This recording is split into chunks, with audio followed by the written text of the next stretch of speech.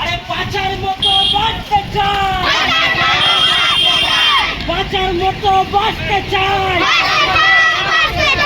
আস্তে আস্তে দাঁড়িয়ে যাও। বাড়ি যাও,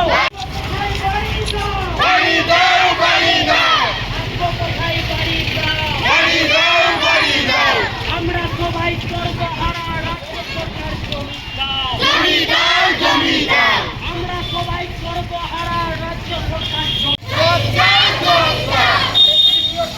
জমি দাও, জমি দাও, আমরা সবাই সর্বহারা রাজ্য সরকার জমি দাও। আরে মাথা বিরাট খাই চাই, মাথা বিরাট খাই চাই।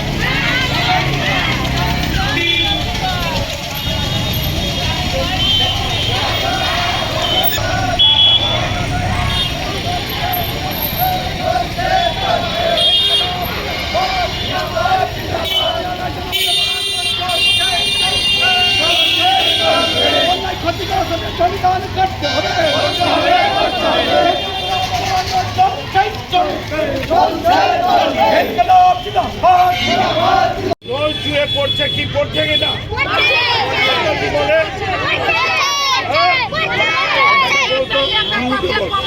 আমি বলবো না, তুই উঠে বল কি কি হচ্ছে, বাড়ি কোথায় থাকছিস বল।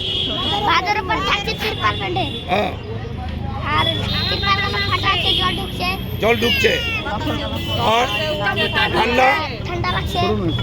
কষ্টে আছিস কি আছিস না? আছি আছি তোর নাম কি? অখিল মণ্ডল। আর তুই কি চাইছিস ভিডিওর কাছে? বাড়ি চাই, জমি বল ঠিক না? ঠিক আছে। এই যে দেখছেন কি কষ্টে আছে, কারো রাজনীতি, আমাদের রাজনীতি করার কোনো ইচ্ছা ছিল না। যখন এইটা ছিল তখন সরকার ডেকে জমি দিত। এই যে ফসল আছে বলবে, যত কলোনি, কেশারপুর কলোনি,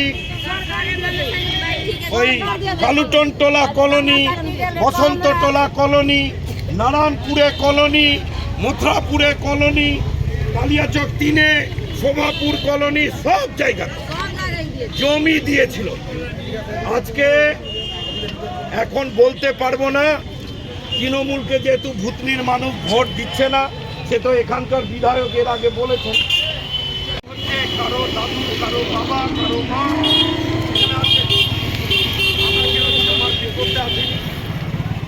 আমাদের পরিষ্কার কথা বিডিও সাহেব নভেম্বরে দিচ্ছি, ডিসেম্বরে দিচ্ছি, এখন জানুয়ারি শেষ। এই মুখ্যমন্ত্রী কালকে শিলিগুড়িতে আমি পুরোটা বুঝলাম, আমি বুঝলাম পুরো বড় করে। তার 2 মাস আগে রাজারহাটে 700 বিঘা জমি দিয়েছে দুর্গাঙ্গন করার জন্য। এখানকার এমএলএ খবর পাই কিনা অসুস্থ বলতে পারবো না, পঞ্চায়েত সমিতির সভাপতি 60 কোটি টাকার কাজ করেছে, 15 কোটি টাকা চুরি করেছে। DPO সহ প্রশাসন 7% চুরি করেছে। ওই 15 কোটি দিয়ে আপনাদের জমি হয়ে যেত। এই যে পাড়ায় পাড়ায় সমাধান, কন্ট্রাক্টরদের সাথে তৃণমূল নেতাদের লড়াই চলছে।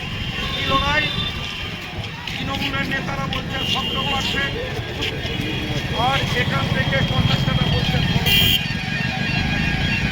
অফিস এখানে 7%। লুট হচ্ছে আপনাদের টাকা, লুট।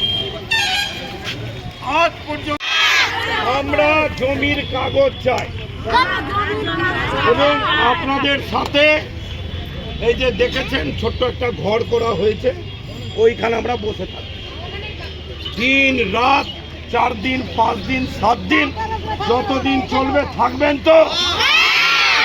থাকবি বেটা? এখানেই পড়ানো হবে যতক্ষণ বিডিও সাহেব, বিএলআরও সাহেব বলবে না। সিপিএম এর নেতাদের বলবো, এই বাচ্চাদের পাশে দাঁড়ান, ফোন ফান করুন, আমাদের জমায়েত করুন। পুলিশ যদি কিছু করে প্রথম আমাদেরকে ভয় না, আমাকেই তো আবার দেখছি সেলিম দা, মীনাক্ষী মুখার্জি মিটিং করেছে বলে আসামি করেছে। আরএসপির সর্বানন্দ পাণ্ডে ছিলই না, বাড়িতে ছিল তাকেও কেসের আসামি করে, একটা সিপিআই নেতাকেও আসামি করেছে। ওগুলো আমরা ভয় পাই না। আমাদের টিম এখান থেকে ডেপুটেশন যাবে, ততক্ষণ এখানে আমরা থাকব। এখান থেকে কেউ উঠবেন না, কেউ উঠবেন না। কি উঠবেন না তো? ঠিক আছে, বলো। আমাদের দেশে সেই ছেলে হবে কবে, কথাই না বড় হয়ে কাজে বড় হবে। আমাদের দেশে সেই মেয়ে হবে কবে, কথাই না বড় হয়ে কাজে বড় হবে। বিডিও সাহেব যদি কাজে বড় হতেন তাহলে তোমাদেরকে সবকে জমি দিত, ঠিক কি বেটি? হ্যাঁ, মুখ্যমন্ত্রী যদি কাজের হতেন তোমাদেরকে জমি দিত। খুব তো জমির ব্যাপার না, যদি বলে কিনে দিব, আমাদের কাছে রেডি আছে। একজন বিক্রি করতে চাইছে জমি, বিক্রি করতে, কোথায় দিয়েছে জমি বিডিও সাহেব আমাকে বুঝাচ্ছে। বাঁধের গোড়াতে 46টা পরিবারকে পাট্টা দিয়েছে। বিডিও সাহেবকে বলছি একটু ওখানে ঘর করে থাকেন তো। কেন থাকবেন না?